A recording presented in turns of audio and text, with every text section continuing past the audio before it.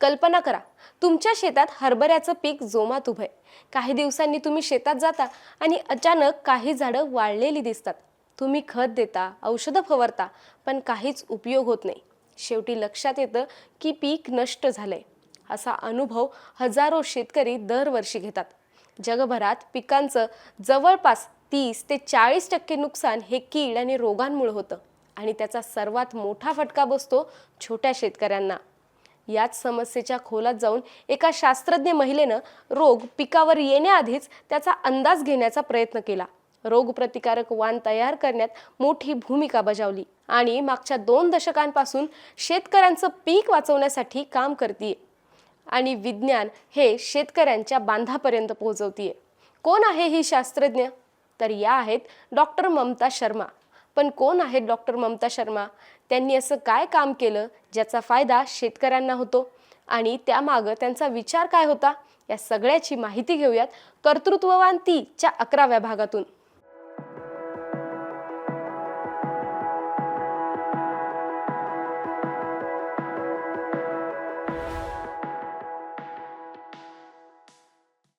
नमस्कार, मी स्वराली. ॲग्रोवनमध्ये आपल्या सर्वांचं स्वागत. या प्रवासाची सुरुवात कुठून झाली? ममता यांनी वनस्पती रोगशास्त्राचा आणि बुरशीशास्त्राचा अभ्यास केला. म्हणजेच काय तर पिकाचा डॉक्टर, पिकाचे रोग ओळखणारा, त्याचं निदान करणारा आणि उपचार करणारा डॉक्टर. त्यांनी हिमाचल प्रदेशातल्या डॉक्टर YS परमार उद्यानविद्या आणि वनीकरण विद्यापीठातून वनस्पती रोगशास्त्र आणि बुरशीशास्त्र या विषयात पदव्युत्तर शिक्षण आणि PhD पूर्ण केली. PhD केल्यानंतर त्या आल्या हैदराबादला आणि त्यांना संधी मिळाली ICRISAT काम करण्याची. एका मुलाखतीत त्या सांगतात, PhD पूर्ण केल्यानंतर मी हैदराबादला आले. ICRISAT शास्त्रज्ञ म्हणून काम करण्याची संधी मिळणं हे माझ्यासाठी भाग्य होतं. माझ्या शिक्षणात आणि विज्ञान क्षेत्रात पुढे जाण्यासाठी माझ्या कुटुंबानं मला मोठं प्रोत्साहन दिलं. पण तुम्ही म्हणाल, हे ICRISAT म्हणजे नक्की काय? तर ICRISAT म्हणजे international crop research institute for the semi arid tropics, म्हणजेच आंतरराष्ट्रीय कोरडवाहू शेती संशोधन संस्था. 1972 साली CGIAR म्हणजेच आंतरराष्ट्रीय कृषी संशोधन सल्लागार गटाने याची स्थापना केली. CGIAR हा असा गट आहे जो शेती विकास, भूक आणि गरिबी कमी करणं, तसंच मानवी आरोग्य आणि पोषण सुधारणं यावर काम करतं. तसंच ICRISAT हे हैदराबाद इथं स्थापन करण्यात आलं. पण हैदराबादच का? याचं कारण ICRISAT हे उष्णकटिबंधातल्या, कमी पाऊस पडणाऱ्या, दुष्काळग्रस्त आणि कोरडवाहू शेतीवर संशोधन करतं. कोरडवाहू शेती जास्त उत्पादनक्षम कशी करता येईल यावर ही संस्था काम करते. आणि हैदराबादमध्ये कोरडवाहू शेतीसाठी अनुकूल असलेली लाल आणि काळी दोन्ही माती आहे आणि हवामानही पाहिलं तर कमी पावसाचं. याशिवाय ICRISAT हरभरा, तूर, ज्वारी, बाजरी, शेंगदाणा अशा कोरडवाहू भागातल्या महत्त्वाच्या पिकांवर काम करतं. त्यामुळं सगळ्याच अंगांनी ICRISATचं ठिकाण हैदराबाद ठरलं. ICRISAT रुजू झाल्यानंतर डॉक्टर ममता शर्मा यांनी हरभरा आणि तूर या 2 महत्त्वाच्या पिकांवरच्या रोगांचा अभ्यास सुरू केला. कारण ही दोन्ही पिकं भारतातल्या कोट्यवधी लोकांच्या आहाराचा महत्त्वाचा भाग आहेत. पण त्यांना अनेक घातक रोगांचाही धोका असतो, जसं मर रोग, ड्राय रूट रॉट, फायटोप्थोरा ब्लाइट. हे रोग फक्त पानांवर दिसणाऱ्या डागांचं नाव नसतं. त्यामागं असते बुरशी, सूक्ष्मजीव, हवामान, माती आणि अनेक गुंतागुंतीच्या गोष्टी. त्या प्रत्येक गोष्टीचा अभ्यास करावा लागतो. आता तुम्ही म्हणाल, रोगांचं एवढं काय? फवारणी केली की विषय संपला किंवा रोगप्रतिकारक वाण वापरायचा. पण ही गोष्ट जवळपास 2 दशकांपूर्वीची आहे. तेव्हा हे सगळं इतकं सोपं नव्हतं. पिकाच्या रोगांबद्दल ममता यांना संशोधन करताना एक गोष्ट जाणवत होती. ती म्हणजे आपण नेहमी पिकावर रोग आल्यानंतरच त्याच्यावर उपाय शोधतो, पण तो येण्याआधीच जर त्याची तयारी केली तर? हा प्रश्न त्यांना सतत पडायचा. याच विचारातून त्यांनी आधुनिक संशोधनाला सुरुवात केली. नवी दिशा मिळाली. आज त्या ICRISAT कडधान्य पिकांवरील रोग संशोधन कार्यक्रमाचं नेतृत्व करतात. त्याचबरोबर त्या प्रिसिजन फेनोटायपिंग या संशोधन गटाच्याही प्रमुख आहेत. आता तुम्ही म्हणाल, हे प्रिसिजन फेनोटायपिंग काय आहे बरं? तर समजा तुमच्याकडं हरभऱ्याचे 1000 वेगवेगळे वाण आहेत. यापैकी कोणता वाण रोग सहन करतो, कोणता दुष्काळात टिकतो, कोणता वाढत्या तापमानातही चांगलं उत्पादन देतो, हे शोधण्यासाठी पूर्वी अनेक वर्ष लागायची. आता आधुनिक कॅमेरे, सेन्सर, डिजिटल तंत्रज्ञान आणि कृत्रिम बुद्धिमत्ता वापरून हजारो वानांची अतिशय अचूक तपासणी अगदी काही महिन्यातच करता येते. यालाच म्हणतात प्रिसिजन फेनोटायपिंग. या पद्धतीमुळे नवीन, अधिक सक्षम आणि रोगप्रतिकारक वाण विकसित करणं वेगवान झालं. पण याच काळात त्यांच्या संशोधनातून आणखी एक धक्कादायक गोष्ट समोर आली. ती म्हणजे बदलतं हवामान, वाढतं तापमान, बदलता पावसाचा अंदाज आणि त्याचबरोबर बदलतं रोगांचं स्वरूप. अनेक वर्ष हरभरा आणि तूर पिकांचं निरीक्षण केलं तेव्हा त्यांच्या लक्षात आलं, पूर्वी फारसे न दिसणारे काही रोग आता मोठ्या प्रमाणावर दिसू लागलेत. जसं हरभऱ्यातला ड्राय रूट रॉट. पूर्वी हा रोग फारसा गंभीर मानला जात नव्हता, पण वाढतं तापमान आणि फुलोराच्या काळातला पाण्याचा ताण यामुळं हा रोग झपाट्यानं वाढू लागला. तसंच दुसरं उदाहरण होतं तुरीतला फायटोप्थोरा ब्लाइट. अतिवृष्टी झाली, शेतात पाणी साचलं की हा रोग काही दिवसात संपूर्ण शेतभर पसरू लागतो. त्याच्या संशोधनाने एक गोष्ट स्पष्ट केली, ती म्हणजे हवामान बदलतंय आणि त्याच्यासोबत पिकांवरच्या रोगांचंही स्वरूप बदलतंय. यासाठी त्यांनी इक्रिसॅटमध्ये centre of excellence on climate change research for plant protection and production या अत्याधुनिक संशोधन केंद्राच्या उभारणीत महत्त्वाची भूमिका बजावली. काय आहे संशोधन केंद्र? तर या केंद्रात भविष्यातलं हवामान कृत्रिमरित्या तयार केलं जातं. जसं वाढलेलं तापमान, जास्त कार्बन डायऑक्साईड, दुष्काळ, अतिवृष्टी या परिस्थितीत या पिकांचं काय होतं, कोणते रोग वाढतात, कोणते वाण टिकतात याचा अभ्यास केला जातो. म्हणजे संकट आल्यानंतर उपाय शोधण्याऐवजी संकट येण्याआधीच तयारी केली जाते. हवामान बदलांचा सर्वात मोठा फटका छोट्या शेतकऱ्यांना बसतो. यावर डॉक्टर ममता शर्मा यांचं एक वाक्य खूप महत्त्वाचं आहे.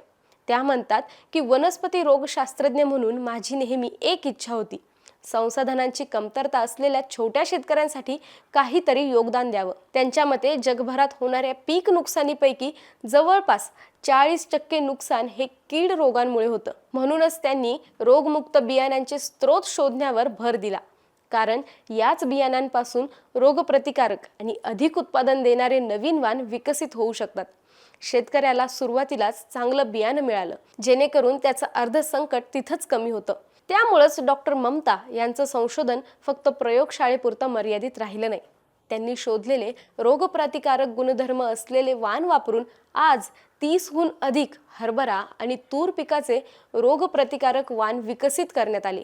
या वाणांमुळे शेतकऱ्यांचं रोगांमुळे होणारं नुकसान कमी होतंय आणि उत्पादन सुरक्षित आहे.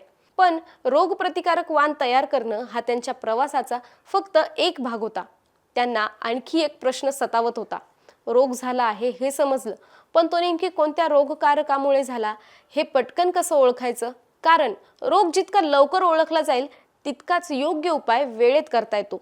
याच विचारातून त्यांनी आणि त्यांच्या टीमने LAMP म्हणजे एखाद्या माणसाला ताप आला, डॉक्टरांनी तपासणी करून लगेच कोणता संसर्ग आहे हे ओळखलं तर उपचारही लगेच सुरू होतात.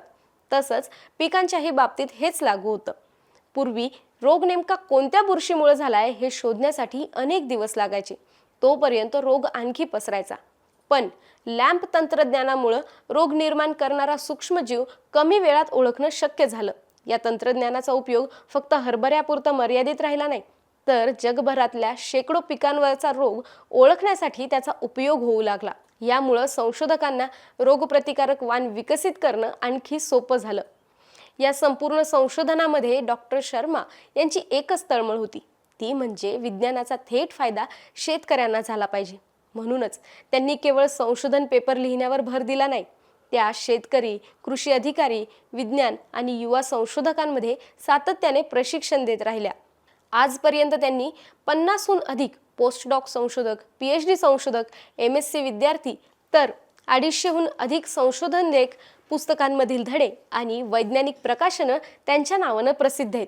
त्यांचं संशोधन आज जगभरातले अनेक विद्यापीठ आणि संशोधन संस्थांमध्ये संदर्भ म्हणून वापरलं जातं. त्याचबरोबर त्यांनी भारताबाहेरच्या अनेक संशोधकांसोबतही काम केलं. ऑस्ट्रेलिया, अमेरिका, ब्रिटन आणि इतर अनेक देशातल्या वैज्ञानिकांसोबत त्यांनी हवामान बदल आणि रोगप्रतिकारक वाणांवर एकत्र मिळून संशोधन केले. आज त्यांच्या संशोधनाचा फायदा भारतापुरता मर्यादित राहिलेला नाही, तर आशिया, आफ्रिका आणि ऑस्ट्रेलियातल्या शेतकऱ्यांनाही होतोय.